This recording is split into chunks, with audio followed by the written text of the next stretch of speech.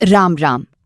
आज दिव्यास्त्र चैनल में हम चर्चा करेंगे 16वें नक्षत्र अर्थात विशाखा नक्षत्र की, जिसमें विस्तार से जानेंगे विशाखा नक्षत्र के जातक की सफलता के मार्ग के बारे में। क्यों ऐसा होता है कि ये युद्ध तो जीत जाते हैं लेकिन अपनों का भरोसा खो देते हैं? इनका अंधकार से प्रकाश की ओर जाने का मार्ग क्या है? साथ ही जानेंगी ज्योतिषीय उपाय भी। तो इस रहस्य को जानने के लिए अंत तक बने रहिएगा। जब भी हम सफलता के बारे में सोचते हैं तो हमारे दिमाग में एक 100 मीटर की स्प्रिंट जैसी इमेज आती है। बंदूक चली, कोई तेजी से भागा, रिबन क्रॉस किया और बस तुरंत तालियां बजने लगीं। हाँ, इंस्टेंट ग्रेटिफिकेशन जिसे कहते हैं। बिल्कुल। लेकिन जब हम इंसानी अनुभवों की गहराई में उतरते हैं ना, तो वो सीधा साधा रेस ट्रैक अक्सर इस कभी न खत्म होने वाली मैराथन में बदल जाता है। सही कहा आपने। एक ऐसा एहसास कि जीवन की असली कहानी या दूसरी पारी अभी शुरू होनी बाकी है। एकदम सही।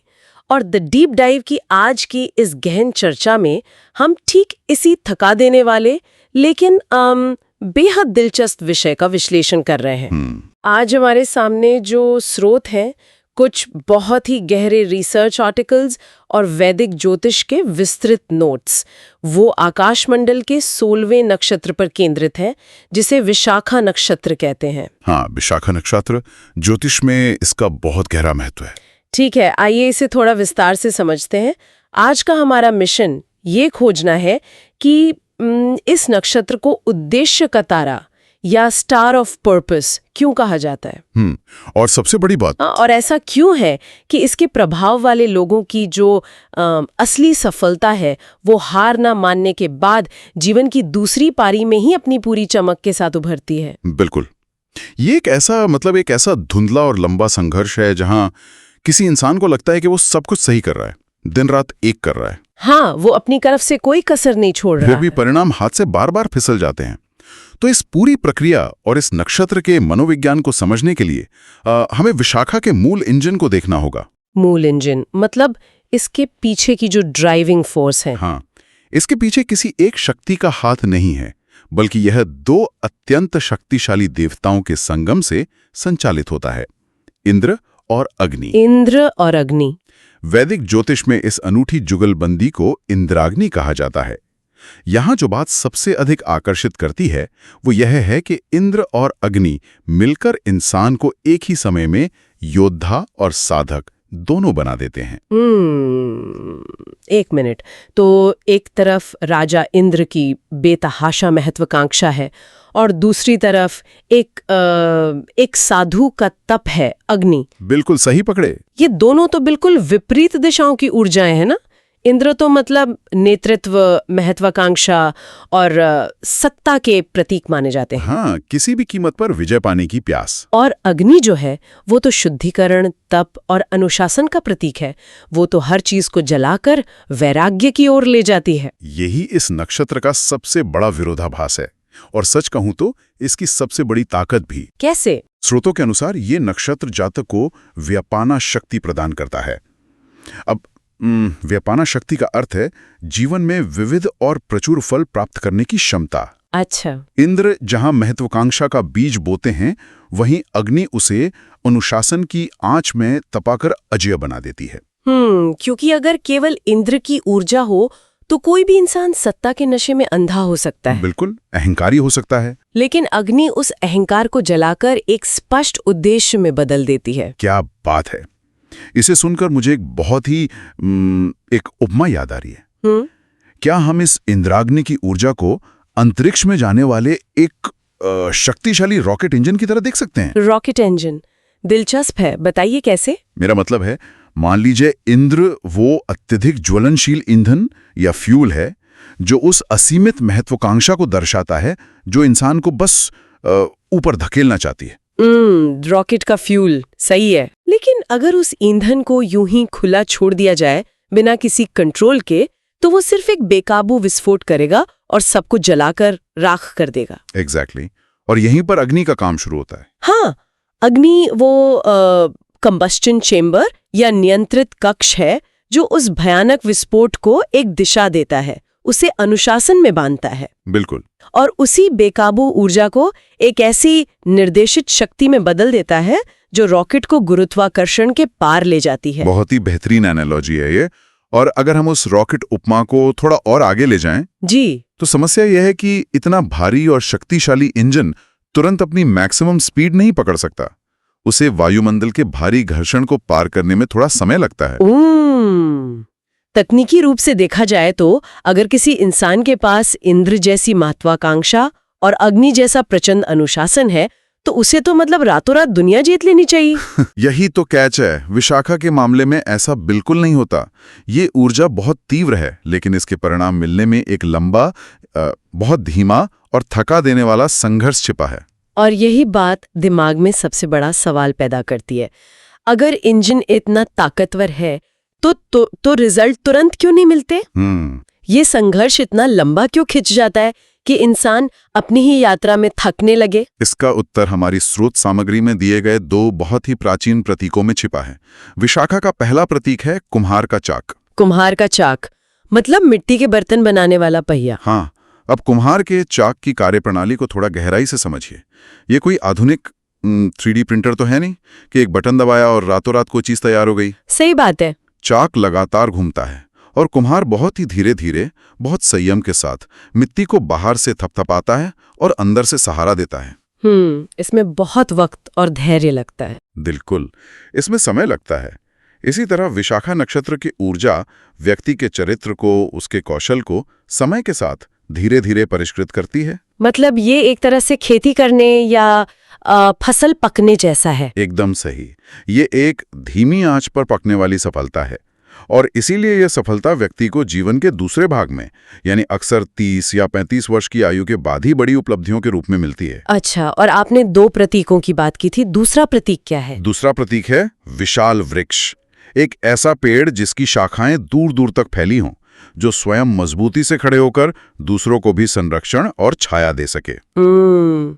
लेकिन यहाँ मैं एक व्यवहारिक सवाल उठाना चाहूंगी। हाँ, बताइए। आज की दुनिया तो इंस्टेंट सक्सेस की दीवानी है। बिल्कुल, सब कुछ तुरंत चाहिए। आज के इस माइक्रोवेव युग में जहाँ हर कोई कुछ ही महीनों में स्टार्टअप खड़ा करके अमीर बनना चाहता है या बस रातों रात वायरल होना चाहता है, वहां दशकों तक उस कुम्हार के चाक पर घूमते रहने की बात ये थोड़ी अव्यवहारिक नहीं लगती? देखिए, मतलब क्या इतना लंबा इंसान के अंदर गहरी कड़वाहट नहीं भर देगा?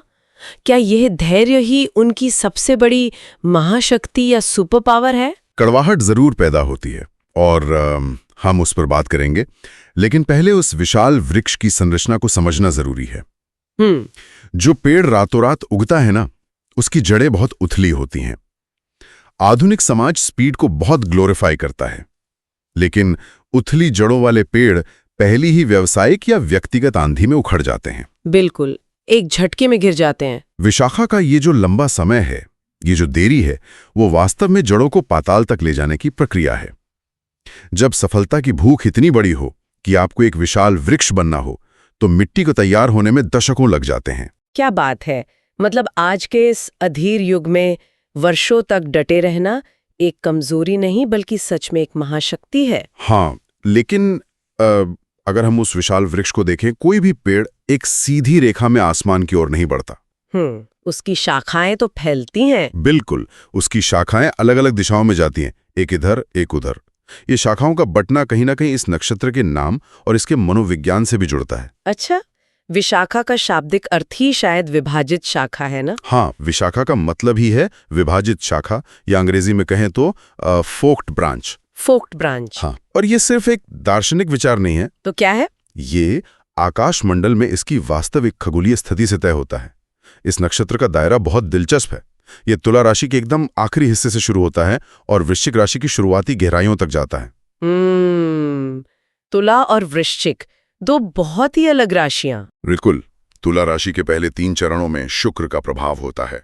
शुक्र इंसान को कूटनीति, व्यापारिक कुशलता और सामाजिक न्याय की ओर ले जाता है। तुला मतलब तराजू, समाज में एक निष्पक्ष संतुलन बनाना। हाँ, यहाँ व्यक्ति समाज को साथ लेकर चलना चाहता है। लेकिन जैसे ही हम इसके चौथे और अंतिम चरण में प्रवेश करते हैं, जो वृश्चिक राशि में है, पूरी ऊर्जा में एक बड़ा बदलाव आता है। वृश्चिक में वहां क्या होता है? वृश्चिक पर मंगल का अधिकार है, जो युद्ध और आक्रामकता का ग्रह है, और ज्योतिषीय नियमों के अनुसार यहाँ चंद्रमा नीच का हो जाता है। यहाँ थोड़ा रुकते हैं। ये जो चंद्रमा के नीच होने का तकनीकी नियम है, इसके पीछे का तंत्र क्या है? इसका आम जीवन पर क्या असर पड़ता है? इसे ऐसे समझें, चंद्रमा हमारे मन, हमारी शांति और भावनाओं का कारक है। चंद्रमा को शीतलता पसंद है। हाँ, शांति और शीतलता। अब जब वह वृश्चिक जैसी गहरी, रहस्यमयी और मंगल की आक्रामक ऊर्जा वाली राशि में जाता है तो ये बिल्कुल उबलते हुए पानी जैसा हो जाता है। बाप रे। मन की शांति गायब हो जाती है। चंद्रमा के नीच होने का मतलब है कि इंसान लगातार अशांत रहता है। उसके भीतर तीव्र भावनाएं, रणनीति गहराई और गुप्त विद्याओं की ओर खिंचाव पैदा हो जाता है। रुकिए, अगर इंसान के दिमाग का एक हिस्सा तुला राशि की सामाजिक न्यायप्रियता पर केंद्रित है और दूसरा हिस्सा वृश्चिक राशि की आक्रामक और रहस्यमय गहराइयों में उलझा है, तो ये तो एक बहुत ही भयानक मनोवैज्ञानिक टकराव है। बिल्कुल, एक भयंकर अंतर्द्वंद। मतलब एक ही इंसान के भीतर कूटनीतिज्ञ यानी डिप्लोमैट और रणनीतिकार यानी टैक्टिशियन के बीच ये जो आंतरिक युद्ध चल रहा है वो कैसा होता होगा? वही तो। एक तरफ वो बैलेंस बनाना चाहता है, दूसरी तरफ वो जीतने के लिए आक्रामक रणनीति बना रहा है। क्या ये इंसान को अंदर से थका नहीं देता? अगर हम इसे व्यापक संदर्भ में देखें तो ये मानसिक खिंचाव केवल थकाता ही नहीं है, बल्कि ये उस व्यक्ति के भीतर एक गहरे अंधेरे या कहें कि शैडो साइड को जन्म देता है। शैडो साइड मतलब एक डार्क साइड। अर्थ है व्यक्ति का मूल स्वभाव या ऊर्जा। तो राक्षस गण का मतलब क्या? ऐसे लोग बुरे होते हैं? नहीं, राक्षस गण का मतलब ये बिल्कुल नहीं है कि व्यक्ति बुरा या दुष्ट है। इसका अर्थ ये है कि उसकी ऊर्जा बहुत उग्र हो सकती है, नियमों को तोड़ने वाली और कभी-कभी पूरी तरह से तानाशाही या डिक्टेटोरियल हो सकती है। अच्छा, मतलब वो अपने लक्ष्य को पाने के लिए किसी भी हद तक जा सकते हैं। बिल्कुल। और अब सोचिए, अगर इस तानाशाही ऊर्जा को सफलता मिलने में दशकों की देरी हो जाए, जिसका हमने पहले जिक्र किया था। हाँ, वो कुम्हार के चाक वाला धीमा प्रोसेस। सही। तो जब कुम्हार का चाक धीमी गति से घूम रहा हो और अंदर वृश्चिक की आग जल रही हो, तो उस इंसान के भीतर भयंकर दमित क्रोध यानी सप्रेस्ड रैथ पैदा होता होगा। जब वो देखते होंगे कि उनके साथ वाले तो बहुत पहले फिनिश लाइन पार कर चुके हैं। बिल्कुल, वो दूसरों की जल्दी मिलने वाली सफलताओं को देखकर गहरी ईर्ष्या से भर सकते हैं। इसके अलावा वृश्चिक नवांश के इस प्रभाव पर जो रिसर्च पेपर्स हैं, वो एक और बात स्पष्ट करती हैं। क्या? इस उथल-पुथल के कारण व्यक्ति में तीव्र यौन इच्छाएं हावी हो सकती हैं। चूंकि अंदर का युद्ध उन्हें कभी शांत नहीं बैठने देता, वो बाहरी दुनिया में चरम अनुभवों की तलाश करते हैं। हाँ, और इसका असर उनके रिश्तों पर पड़ता होगा? बहुत गहरा असर। ये भटकाव उनके वैवाहिक जीवन में अविश्वास ला सकता है। सबसे बड़ी त्रासदी यह है कि ये लोग प्रतिस्पर्धा में या बाहर की दुनिया में युद्ध तो जीत जाते हैं, लेकिन अंदर सब हार जाते हैं। हाँ, अक्सर अपनी मानसिक शांति और अपनों का भरोसा खो देते हैं। यहाँ बात सच में बहुत दिलचस्प हो जाती है। जब हम किसी के अंदर इतना दमित क्रोध, ईर्ष्या और संबंधों में ऐसा अलगाव देखते हैं, तो एक सवाल उठता है। क्या सवाल? क्या अत्यधिक महत्वाकांक्षा होना अपने आप में एक अभिशाप है जो रिश्तों को नष्ट कर देता है? या फिर ये केवल उस महत्वाकांक्षा को अनैतिक रूप से साधने का परिणाम है? देखिए, महत्वाकांक्षा कोई अभिशाप नहीं है। इंद्र की महत्वाकांक्षा ही तो समाज में बदलाव लाती है। समस्या तब आती है जब वृश्चिक की अंधेरी ऊर्जा तुला के संतुलन को पूरी तरह निगल जाती है। जब बैलेंस खत्म हो जाता है। जब व्यक्ति नैतिकता भूलकर सिर्फ जीतने पर फोकस करता है। वो युद्ध जीतते हैं, लेकिन अपना स्वास्थ्य और अपनों का प्यार खो देते हैं। दुनिया की नजरों में सफल, लेकिन अंदर से पूरी तरह खाली। बिल्कुल। तो फिर इस चक्रव्यूह से बाहर निकलने का रास्ता क्या है? इस ईर्ष्या, दमित क्रोध और अलगाव से बचने का कोई उपाय तो होगा? उपाय बिल्कुल है, और वो इस नक्षत्र के सबसे उच्चतम और आध्यात्मिक स्वरूप में छुपा है।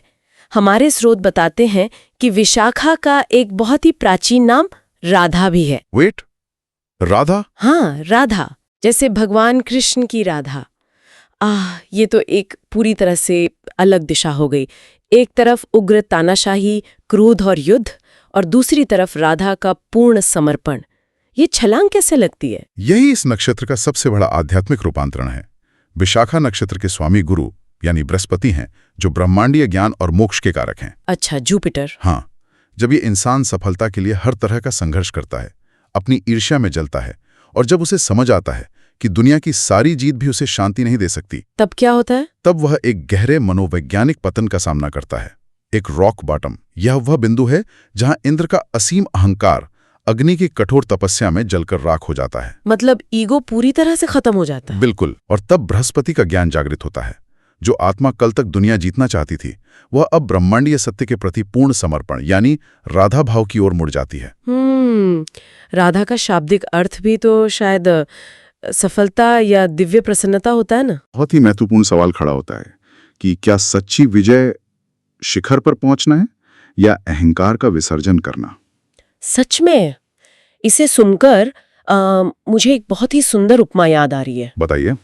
ये बिल्कुल ऐसा है जैसे कोई व्यक्ति जीवन भर दुनिया का सबसे ऊंचा पहाड़ चढ़ने के लिए संघर्ष करे, वो तूफानों से लड़े, सबको पीछे छोड़े। लेकिन जब वो शिखर पर पहुंचता है तो उसे समझ आता है कि उसका असली लक्ष्य पहाड़ चढ़ना और अपना झंडा गाड़ना था ही नहीं। तो क्या था? बल्कि उस विशालता के सामने घुटने टेककर झुकना सीखना था, अपना अहंकार छोड़ना था। बहुत ही गहरी बात कही आपने। बिल्कुल यही है विशाखा का अंतिम सत्य।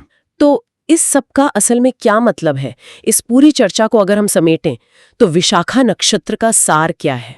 सार यही है कि सफलता की वो दूसरी पारी केवल तभी सार्थक है जब वो धैर्य, नैतिकता और सेवा भाव से सिंचित हो। मतलब विजय द्वार से गुजरते हुए भीतर की शांति बचाए रखना ही असली सफलता है। बिल्कुल। और जीवन में मिल रही देरी कोई विफलता नहीं है, वो कुम्हार का चाक है जो आपकी व्यक्तित्व को मजबूत बना। श्रोताओं, आज की चर्चा खत्म करने से पहले एक विचार है जो मैं आपके सोचने के लिए छोड़ना चाहूंगी। हम अक्सर सफलता में होने वाली देरी को एक बाधा मानते हैं, हम शिकायत करते हैं। लेकिन विशाखा नक्षत्र की इस यात्रा को देखकर क्या ऐसा नहीं लगता कि शायद जीवन में मिलने वाली ये देरी, ये संघर्ष असल में हमें एक ऐसी सफलता से बचा रहा है जिसे संभालने के लिए हमारा चरित्र अभी परिपक्व ही नहीं हुआ है? बहुत सही पॉइंट है। क्या ये देरी, ये लंबा इंतजार हमारे ही भले के लिए एक सुरक्षा कवच है? सोचिएगा जरूर। इसी विचार के साथ द डीप डाइव के आज के अंक को हम यहीं विराम देते हैं। कुछ नए विचारों के साथ हम फिर मिलेंगे, जुड़े रहिए हमारे साथ। तो आज की दिव्यास्त्र चर्चा में अपने विशाखा नक्षत्र के गूढ़ रहस्यों को विस्तार से समझा। ये जानकारी आपको कैसी लगी, हमें कमेंट में अवश्य बताइएगा। साथ ही चैनल को सब्सक्राइब भी अवश्य कीजिएगा। आप सभी पर आपके ईष्ट की कृपा हो, इसी मंगल कामना के साथ राम राम।